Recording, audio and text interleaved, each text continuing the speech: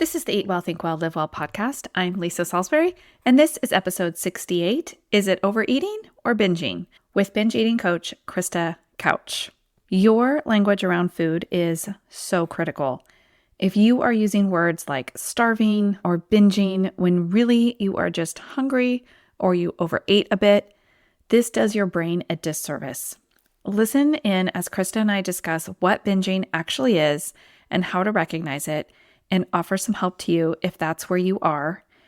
We will also be answering the question if dieting or merely trying to lose weight causes binging. Hint, I'm going to tell you right now that as Krista says in this episode, it doesn't if you are making small incremental changes like I teach in my program. So before I get to my conversation with Krista, I want to remind y'all that there are just 3 weeks left of the Get Unstuck sessions. These are the length of a full coaching session, 50 minutes, and I do this with you on Zoom. I fully expect you to be able to lose your first 5 pounds by listening to the podcast and consuming my free content. But if you are stuck and haven't been able to budge the scale at all, I want to see what's going on for you. Schedule your session and bring your data, whether that's your current food journal or just from your brain. You can tell me what you're currently doing, and we will get to the root cause of why you aren't currently losing weight. Link to get that scheduled is, of course, in the show notes. Welcome to Eat Well, Think Well, Live Well, the podcast for women who want to lose weight but are tired of counting and calculating all the food. I'm your host, Lisa Salisbury. I'm a certified health and weight loss coach and life coach, and most importantly, a recovered chronic dieter. I'll teach you to figure out why you are eating when you aren't hungry instead of worrying so much about what you are eating. I am delighted to have Krista Couch here. She is a binge eating coach. She's been on my radar for a while. We met in, I believe, like some sort of business building group like ages ago. And I've really been wanting to talk about this topic. So welcome to the podcast, Krista. Please tell us a little bit about how you came to this work and a little about what you do. So from the time that I was in elementary school, I struggled with my relationship to food. I was going months without eating sugar and then shoving straight sugar into my face in the pantry. And I was constantly worried about food in my body. And what was just a not great relationship with food when I was really young turned into an eating disorder. And so by the time that I was 12, I was binge eating. And then by the time I was 16, I was struggling with bulimia. And I ended up going to residential treatment and doing a lot of stuff with getting over the eating disorder piece. But after I transitioned out of treatment, coaching really helped me get to the point where I could really work on my relationship with food and understand some of the things that I wasn't figuring out just with treatment and the stuff that I had already had help with. And so I decided not to work with intense eating disorders like I had experienced, but that piece where I had struggled for a long time with the binge eating, I recognized that there were so many people not getting the same level of support. Like when I told my parents I was struggling with binge eating, they didn't take that as seriously because they didn't know that that was the most common eating disorder. They didn't know it was something that I was struggling so much with, and I felt so out of control with food. And there's a huge lack of resources when it comes to overcoming binge eating. And a lot of people will be struggling with binge eating and go to their therapist and just be told things that they're like, yeah, okay, you definitely don't get it. You don't know what I'm going through. I can tell by talking to you. So that's what got me into binge eating coaching, is a little bit of a combination with my own struggles with food, but also being able to help people that really want to break this cycle and they're just not finding help that really resonates with them. So you started coaching with a life coach school trained coach, is that correct? And then you also went to the life coach school? So I just started following Brooke Castillo's stuff and then went to the life coach school. Okay, nice. So you started to sort of implement the tools yourself and then realized this is the way for you.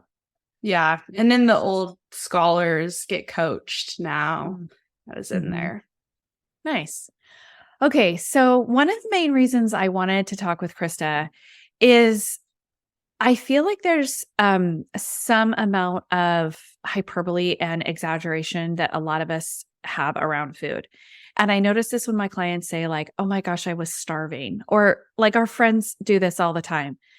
Like, I skipped breakfast, I'm starving for lunch. Or, you know, I didn't eat very well. And so, 4 hours later, we use this, I'm starving. And I notice it on the other side too. Like, I made cookies last night, totally binged on them. When what they meant was they had five. Like, it was more than what they typically, and they overate the cookies. They kind of didn't feel well. But I think there's a difference, just like being hungry. A lot of times I want to bring my clients down to, like, let's use words that are accurate. Like, I feel very hungry is a lot different than I'm starving. And I think it could be the same way on the other side with, did you overeat that food and you feel like you're full, very, very full, or are we really in a binging situation? So I was wondering if you could start with just the definition of binging and how it's different from overeating a meal. So when it comes to binge eating disorder, there's a very specific definition in the DSM-5. It talks about how many binges you need to have and the quantity. What can be really helpful to understand, though, is when it comes to overeating, there's still some level of feeling in control. And they're usually not hiding it completely. There might be some level of, if you're eating 5 cookies, you might be embarrassed that you ate 5 cookies. But you're not going to hide the evidence completely. You're not going to be hiding cookies in the closet for later. You're not going to be sneaking off to the store to get loads of food and being really sneaky about when you're going to eat it. With binge eating, there's usually a lot more shame and a feeling of no control. And it's also usually a pretty large quantity of food. And it really can vary. Some people, 5 cookies really does feel like a binge. And they're doing that in a way that feels so out of control. And it's something that's happening routinely. And it's something that there's a ton of shame around. For some people, it's a whole package of cookies and a cake and a whole thing of ice cream plus some chips.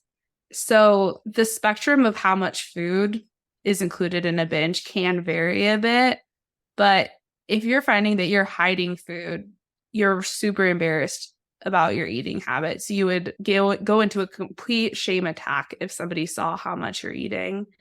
That's a sign that binge eating might be happening. And there's a difference, I think, between having an eating disorder and eating in a disordered way. So we see a lot, especially on social media with fitness influencers, and they're sharing their, like, what I ate today. And it's clearly like eating in a disordered way because they might be kind of orthorexic, where they're just like very concerned and anxious about eating healthy. Like, there's disordered eating. A lot of fad diets are disordered eating when we cut out complete food groups. So is that the case as well with binge eating disorder, where you can be eating in a disordered way, meaning like having an occasional binge and not have binge eating disorder? Absolutely, especially when it comes to the actual diagnostic criteria. But if you're generally feeling like your eating is pretty normal, like maybe you overeat and your relationship with food isn't perfect, but you have some level of control over your eating most of the time. It might be that there's some stuff going on with your relationship with food that just needs some work, and working on changing the way you think about food, changing the way that you plan your food and think about your planning can be enough to help that. If it's binge eating, you probably are listening to this podcast and thinking, oh, yep, that really resonates. I'm feeling really out of control. And if you're feeling that, but it's not happening all of the time, you might be binge eating and it might not be a super big problem that's happening all of the time. But that struggle and that feeling of really intense shame is something that is a problem. And it is something that can create a lot of suffering. And that's valid, even if it's not something that happens to you all the time. Perfect. That's really helpful. What do you think then causes binge eating? So there's 3 causes that kind of umbrella a few different things, but pretty much anyone I talk to and I talk about, when was the last time you binged? I can see it coming back to these three causes. And the first one is restriction or hunger. So when you've been restricting your food, dieting for a long time, even just dieting for a short time, or mentally restricting your food or not allowing yourself certain foods, what can happen is your body physically is asking for more food, and it kind of thinks there's an emergency going on. So it's just going to scream, I need food. And it doesn't differentiate between, okay, yeah, I just need some nutrition, and an avocado and some vegetables will get me what I need. And something has gone terribly wrong. I need to eat the entire pantry. And so the first thing that I like to address with people is just, if you're binge eating, look at if you're restricting your food and not eating enough, because that can make so many of your urges to binge go away. It can make it so much easier to start eating normal meals and feel more in control. But for some people, there's another aspect to it. It's not just that they're not eating enough. It's also that they're feeling a lot of shame, or they get to the end of the day and they're just exhausted and overwhelmed. And they're feeling some relief by grabbing the pint of ice cream and then getting some other things and then going and getting some cereal. So there's an emotional aspect to that. And so that's the second thing, is emotions. So restriction and emotions are the first two. And then the last one is, when you've been doing that for a while, it can become a habit. It can just be like, oh yeah, I get home from work, or I put the kids to bed, and I go and get my binge foods. I go put the kids to bed, and then I grab my box of Cheez-Its. And it's not that you're planning that necessarily, or that it's intentional, but it's like, it doesn't feel like I have any other option than to eat food right now. This is the only thing I know how to wind down with or relax with. And so it feels really out of control, but it's become kind of a habit. Or I go to the store and I pick up chocolate. I get home from work and I stop at the drive-thru and get this before I go home. Those habit loops they're more powerful than I think we realize, both for, positive and quote unquote negative habits. And it's, if you've ever opened up your phone and been like checking your email and then notice that, wait, I'm on Instagram.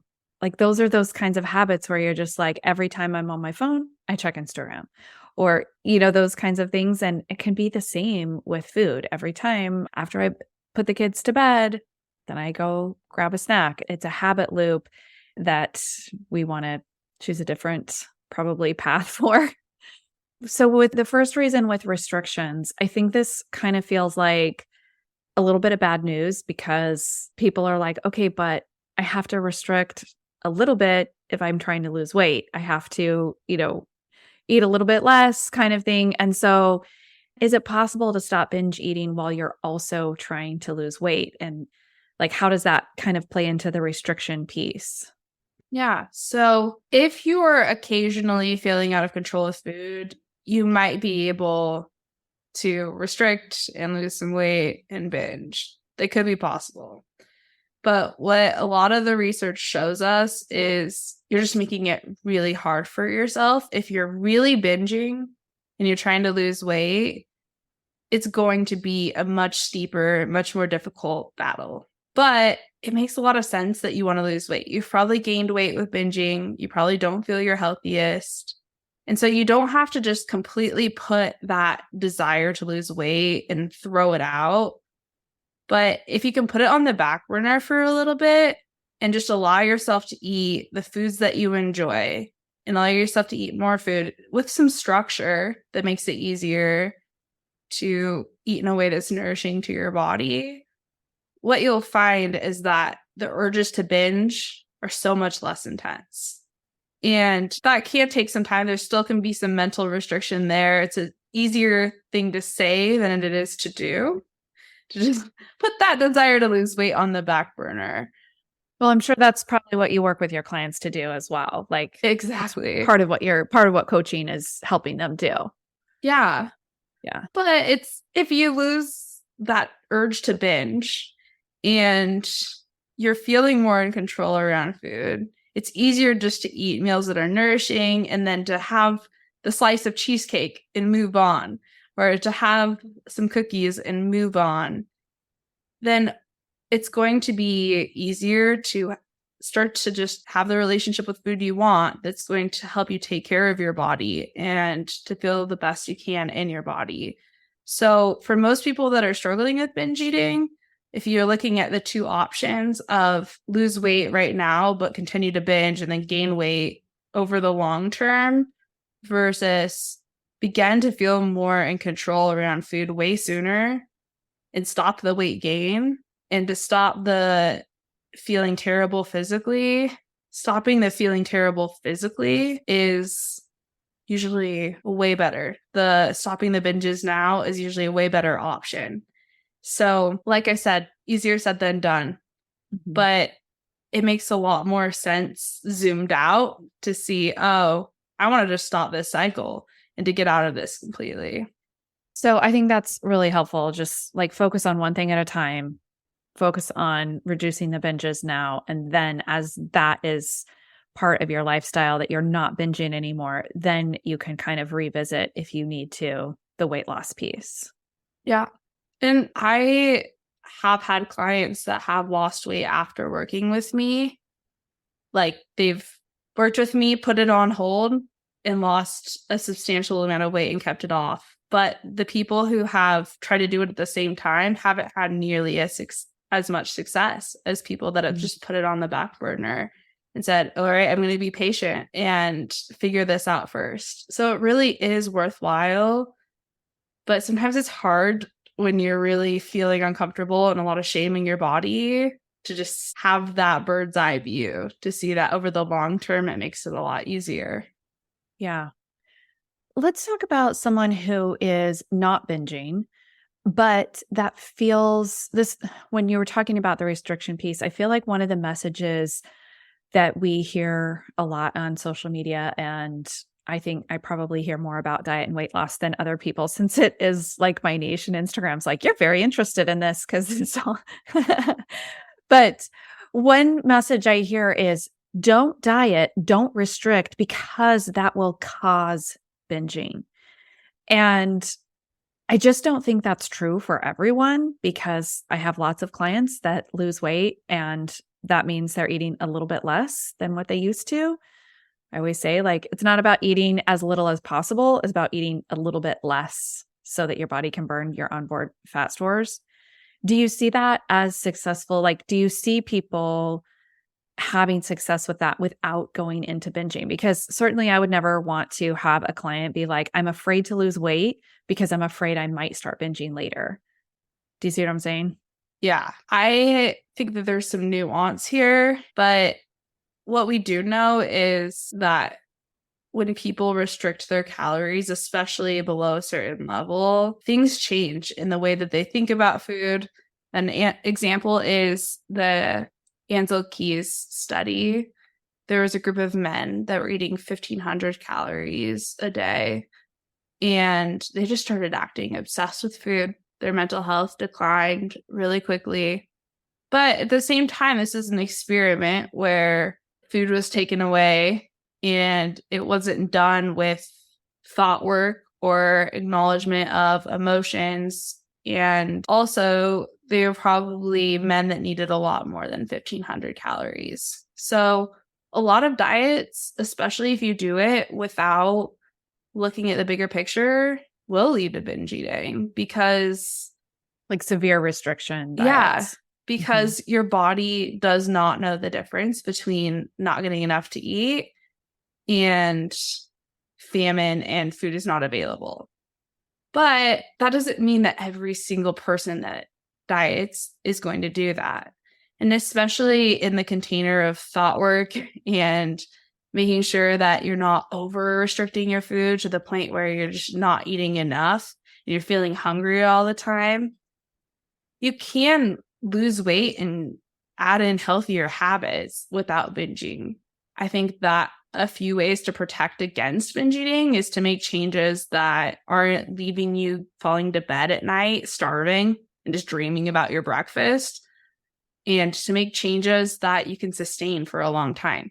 Like if you're trying to lose weight and you're doing something that you can only see yourself doing for a couple of months, that's going to have a much higher probability of leading to binge eating.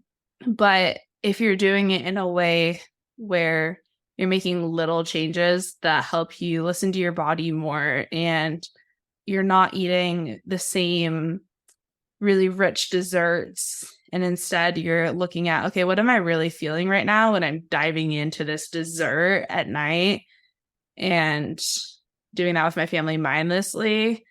What's really going on? And then can I figure that out so that I get out of this habit of having these rich desserts? Naturally, you are going to lose weight, but it's not going to be in a way that is going to make you feel completely deprived, because you're really working on, why am I doing this? Why has this habit started? So it's definitely something to be cautious of.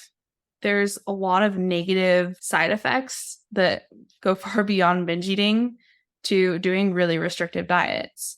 And I think it is helpful to be aware that there are side effects, but that doesn't mean that making healthy changes in your life is definitely going to lead to binge eating. That's just not what I've seen to be true. And I am a really big person on, like, the research does say this, but there's a lot of nuance to that. Research studies have specific conditions, and it's usually on a broader scale, and there's different things that play into the results that we see. So I do think that there's a lot more nuance than just, if you diet, you'll binge.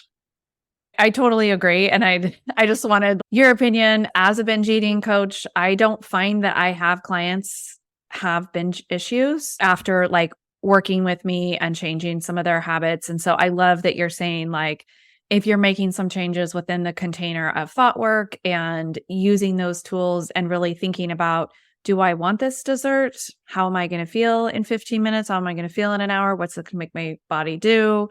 And really paying attention to that, it feels a lot less like restriction and a lot more like caring for your body and caring for the, I've been talking a lot about like the vessel for your soul. Like, this is your vessel. Like, how can we care exquisitely for our bodies and really just care for that vessel in such a way that it honors the soul inside? And it's such a whole different feeling. I was talking to a woman this morning about how all of the diets that she's done, it's like Sunday night, it's like Last Supper, carb load, and then Monday morning, her diet looks 360-degree difference from what it looked like Sunday, right? She's like thrown out everything, doing this diet, salads all day. Like, it looks completely different. When you work with me, it's like your Monday is going to look exactly like your Sunday. And then your Tuesday is going to pretty much look exactly like your Monday. Like, your changes are so tiny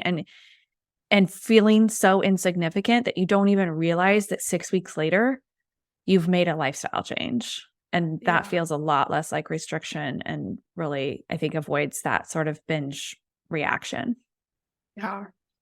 I think a good litmus test is to look at, is this coming from self-love, or is this coming from, I don't feel good enough and I'm not good enough? And I think the changes that a coach can help you make that come from this place of self-love and are going to help you start to make changes that are truly taking care of your body are going to have a very different effect than the types of changes that you make because you just feel uncomfortable in your body and super anxious to change that. And another good thing to think about is, are the changes that you're making changes that you'd encourage your best friend or your child to make? And if you're making those kind of changes, you're just caring for your body in a different way. It's not the same kind of restrict binge cycle that is going to lead to feeling out of control when you're really making changes that are nourishing and caring. Yeah, I love that. I love thinking about what your best friend would say to you right now. Like, instead of talking to yourself in such a horrible way, like, how would she talk to you? Like, what would she say? And, how you would talk to your daughter and those kinds of things, and thinking about, because we would never speak out loud the things that we speak in our internal dialogue, and especially around these kinds of food issues. So let's talk to that person that maybe does occasionally binge, maybe thinks they might be having some binge issues, might be binge eating disorder, might not be a full-blown eating disorder yet, but feeling like, okay, I'm starting to binge or I feel a strong pull to eat everything in the house. What can she do? There's a few things. I think first of all, you can look at when are the patterns of when you're binging? Just even right now, think about the last time that you binged. And you can think about the things that might be going through your head. So a lot of times there's this really intense desire for food. Like maybe you're thinking about the chocolate that's in your pantry. We're getting close to Halloween candy's time. So you might think about the Halloween candy.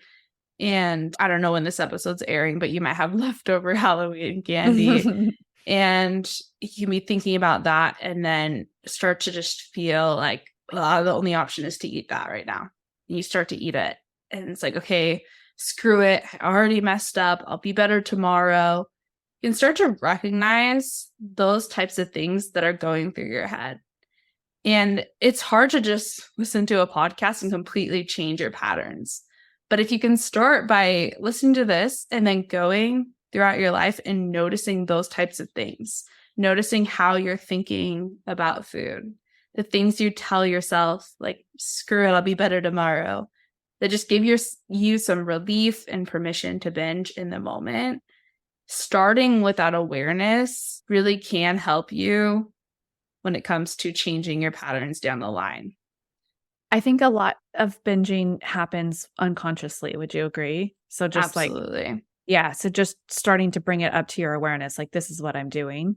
Yeah, exactly. If you start to notice the things that you're telling yourself that give you that permission to binge, like once you tell yourself, I'll be better tomorrow, or once you start planning the changes you'll make tomorrow, maybe you feel better. Now you don't have to feel as guilty for binging because you're going to make up for it. You're going to be better tomorrow.